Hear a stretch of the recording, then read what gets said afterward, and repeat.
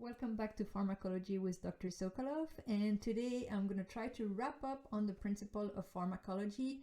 This is going to be a lot of things that we, talk for the past, I think, 9 modules, and it's just to apply what we learn and see if you understood all those concepts. So first, let's talk again about drug interaction and just summarize where interaction can occur when polymedication are prescribed to a patient. So when a patient is polymedicated, and of course it's pretty common, you can have drug-drug interaction. And so what are the consequences of those drug-drug interaction? First, you can have an intensification of the effect. So, of course, if it's just an intensification of the therapeutic effect, it's not a bad thing. But what can happen is like you can have actually an intensification of the adverse effect. On the other hand, you can have, a reduction of the effect. And that means a reduced therapeutic effect, a reduced efficacy of that drug, and also reduction of the adverse effect, which that, of course, is not a bad thing. So when you have a drug-drug interaction, you have a creation of a unique response, and by knowing which drug will interact with another, of course, the prescriber is going to try to avoid giving those 2 drugs. But if it cannot be avoided, then of course we have to be aware of those drug-drug interaction. And so what are the mechanisms of drug-drug interaction? And we already covered this as we talk about absorption, distribution, metabolism, excretion, drug receptor interactions. Now we're going to, just review all this. And of course, you can have a direct chemical or physical interaction, with an anti-acid and another drug. Or you can have, pharmacokinetics interaction that can alter absorption or alter distribution, alter metabolism, alter renal excretion. Or you can also have interaction that involve the P-glycoprotein, which are those transporters that are located in the tubule of the kidney. Now you have, the pharmacodynamic interaction when you have 2 drugs that compete for the same receptor. Or you can even have, an interaction by 2 drugs interacting at different receptor, but they can, antagonize each other. And, you can have a combined toxicity if 2 drugs have similar, adverse effect. If both of those drugs cause the same adverse effect, combining them together, then you're going to have an increased risk of showing that adverse effect. So let's review the drug interaction that affect the pharmacokinetics of drugs. So if you have 2 drugs that are given together, and if you have 1 drug that affects first like the absorption, such as H2 blockers or antihistamine receptor 2 blockers, they are drugs that are given to treat gastric reflux, such as Zantac. So those drugs, they reduce the stomach acidity because that's what they are given for. And so if they are given with another drug, that can affect the absorption of the other drug. Because if you remember pH partitioning, the pH is important on each side of the membrane. And if you change the pH, you may, decrease or increase the absorption of the drug. And so in that case, you will have change depending on the property of the other drug is administered with Zantac. Now you can have weak acid drug that may precipitate, and in that case, if they precipitate, they are no longer soluble, and if they are not soluble, they are not going to be able to be absorbed. And you have also drug that can change the gastric emptying time, and they can either accelerate the gastric emptying time. That's the case of the prokinetic, the antiemetic drug. So if you accelerate the gastric emptying time, the other drug is going to spend less time, in the stomach, and less is going to be absorbed. Now, for the distribution, the interaction in terms of distribution, most of the interaction are caused by interaction sites on the protein, like the albumin. So they're going to compete for those protein binding sites. And if you remember, only the free drug can escape, the vasculature and reach, the target, the organ. So if you have competition for those protein binding sites, 1 drug can be displaced, and then you have a higher concentration of free drug, and therefore you're going to have a higher effect of that drug.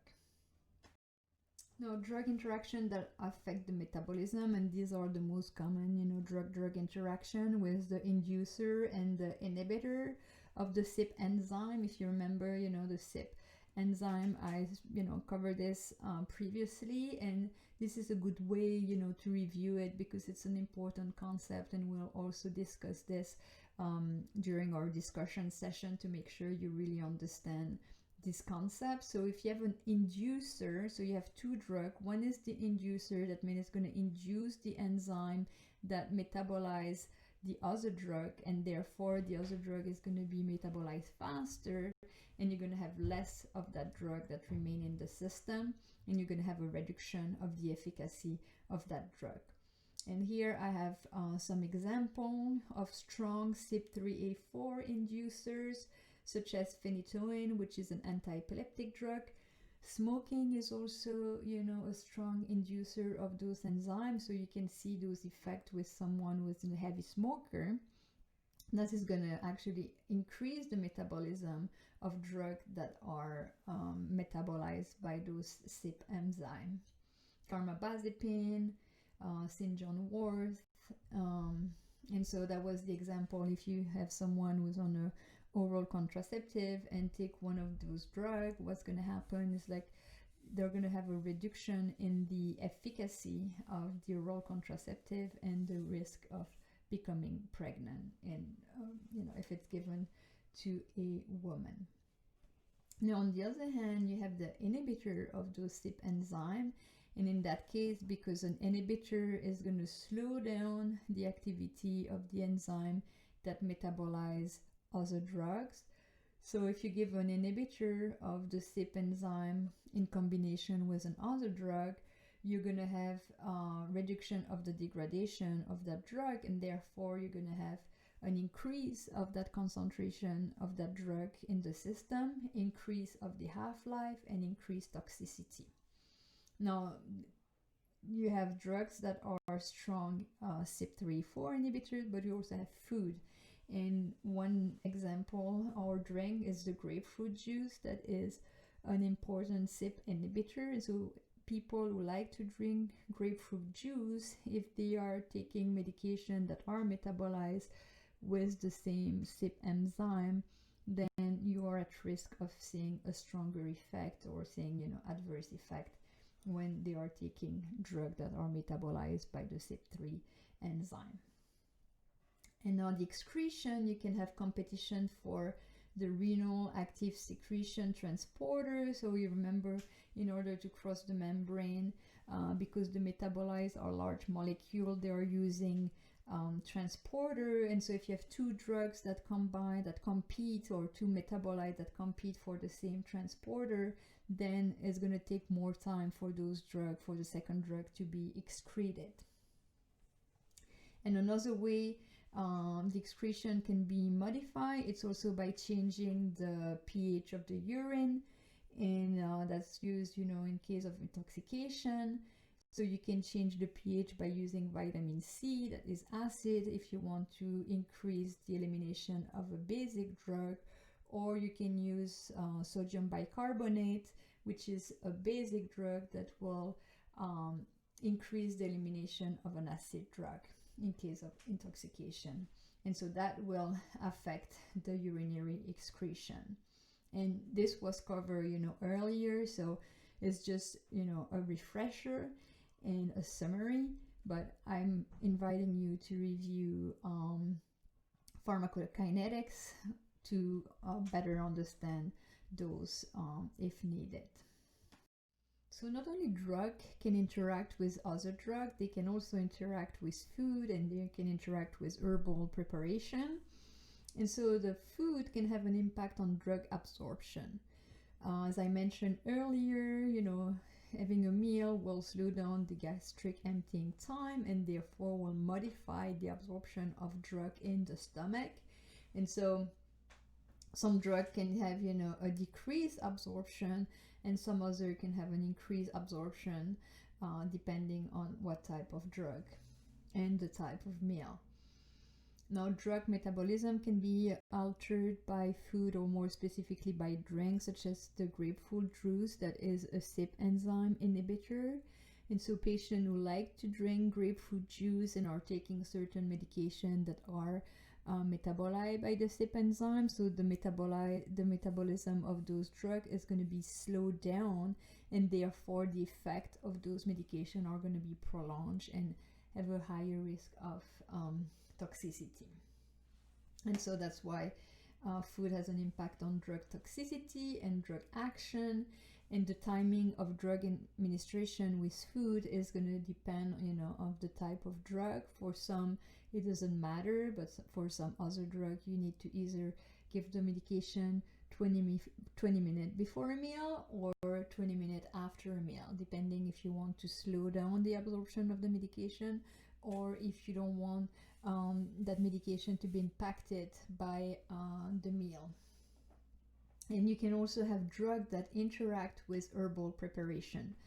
Mentioned St. John wort, which is a potent inducer of the CYP enzyme. Again, if a patient is taking St. John wort with another medication that is metabolized by the CYP enzyme, that drug is going to be metabolized faster, then the concentration of that drug are going to be reduced, and the effect and the time that drug stays in the body is going to be shorter.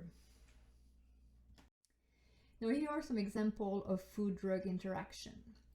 So the calcium ion that you find in the milk can reduce the absorption of tetracycline, which is a type of antibiotic. So you cannot take, tetracycline with a cup of milk.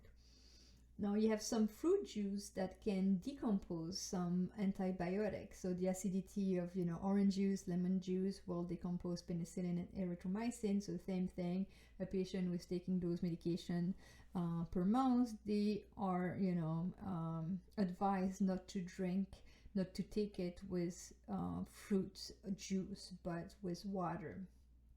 Now you have the monoamine oxidase inhibitors. They inhibit the tyramine metabolism, and therefore you have an interaction with cheese and wine that are rich in tyramine. So patients who are taking those medications, they are advised not to take those two together. Grapefruit juice, again, so it's an inhibitor of the CYP3 metabolism and can affect the metabolism of oral contraceptive. So OC stands for oral contraceptive, will increase the metabolism of oral contraceptive and therefore reduce their efficacy and may not be as protective as they should be. And then you have the second generation of H1 antagonist, so the antihistamine receptor 1 receptor that also can inhibit the metabolism of those medications, so they're antihistamine for allergy. So in that case, the efficacy of those antihistamine drug will be reduced. And here you see that just a single 8-ounce glass can inhibit the enzyme for 24 to 48 hours.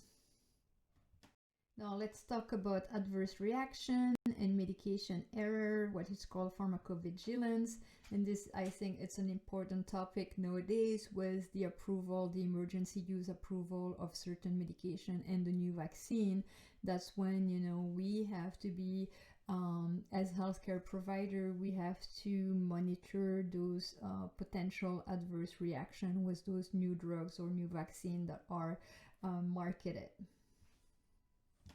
And so if you witness any, adverse reaction, what you have to determine is that adverse reaction related to the drug? And to you have to do an assessment about when the symptoms appear. Did they appear shortly after the drug was first used? Did symptom abate when the drug was discontinued? That's if it's a multiple dose regimen. Did the symptom reappear when the drug was reinstituted? And are there any other drug in the regimen sufficient to explain the event and to be able to identify which drug caused that adverse effect. If it's a single medication, it's kind of easy to determine, if the patient developed, let's say, a rash or a severe reaction, within an hour, and that's the only drug that he's taking, then it's pretty, obvious that it might be caused by that medication. If it's a patient that is polymedicated, that may be more complicated to determine if it's because of an interaction, or is it because of that drug, or is it because of a drug from the previous regimen. Now, if you witness an adverse reaction, I encourage you to report it. It's voluntary, but it really helps, especially with new medication that are approved as emergency use drugs or vaccine. And so here is an example of the questionnaire. Now everything is online, so you have the link at the bottom. So here, if you go to www.fda.gov safety medwatch, then you can just open a link, and then you're going to provide your information, the patient information, what you witnessed, how soon the adverse reaction occurs, and then what type of medication the patient was given, and all those questions. They disappeared after discontinuation of the medication. Of course, if it's a vaccine, you only give one shot, but if it's a severe reaction, patient who have experienced that, they were given EpiPen, and the effect disappeared, but so most likely was caused by the vaccine. Now it's to identify what ingredient in the vaccine is responsible for that adverse reaction. Medication error, as you can see, there are at least one death every day, or patient injured as a consequence as a medication error. Approximately like 1.3 million Americans annually are affected by medication error. So that's also something that you have to be very careful when you're going to be allowed to give medication to patient. And there are like several ways to reduce medication error, and I think technology has really improved patient safety in the hospital, but also in the community through pharmacy delivery, because handwritten prescription or handwritten medication order are now replaced by computerized order entry system, so you don't have to guess and read the handwriting of the physician anymore. It's cleaner to read. Then in the pharmacy, you have a senior clinical pharmacist that can accompany the physician and the nurse.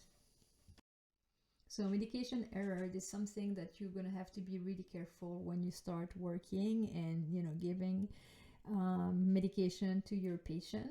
As you can see, medication errors cause at least one death every day or injured patient. And so there are approximately 1.3 million Americans annually who are the victim of a medication error.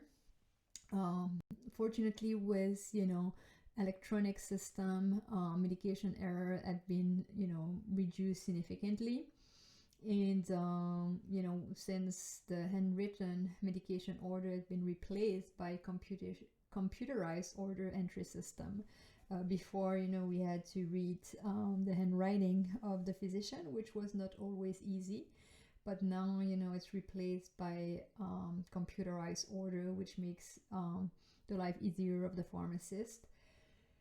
Some hospitals, they have a senior clinical pharmacist that can accompany the physician and the nurse on rounds. The use of a barcode system has also reduced, the error, and also the use and the safety guideline for the ADS, for those computerized system where you cannot, open the drawer and take the medication from another drawer. It will only be, the drawer where your medication is that is going to open, and that's going to reduce the medication error. And barcoding scanning the medication and scanning the patient to make sure that the drug was prescribed for your patient is also a way to reduce the medication errors.